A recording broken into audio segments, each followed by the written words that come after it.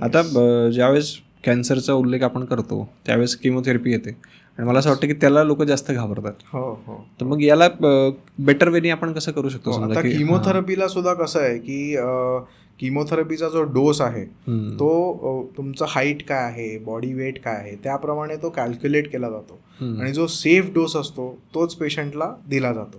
तर त्यामध्ये सुद्धा काही लोकांना ज्यांना डॉक्टर्सना वाटतं की ह्यांना झेपणार नाही किंवा हे, तर त्यांना डिवाइड करूनही आपल्याला डोस देता येतो. म्हणून आजकाल आता जे ड्रग झालेले आहेत किंवा किमोथेरपीचे ड्रग्स ज्याला म्हणतो आपण किंवा मेडिसिन्स, ते मेडिसिन जे आहेत ते सुद्धा कालांतराने चांगले झालेले आहेत. त्याची टॉक्सिसिटी आपण ज्याला म्हणतो किंवा साईड इफेक्ट्स ते हळूहळू कमी झालेले आहेत. तर आता त्याच्यात न घाबरता त्याच्याबद्दल इनफॅक्ट जर का तुम्ही आधीपासून त्याच्याबद्दल जाणून घेतलं आणि डॉक्टरकडनं त्याची ट्रीटमेंट जी आहे ती कशी मला सुखकर होईल तो प्रवास किमोथेरपीचा, हे जर का तुम्ही जाणून घेतलं तर डेफिनेटली डॉक्टर तुम्हाला हेल्प करू शकतील.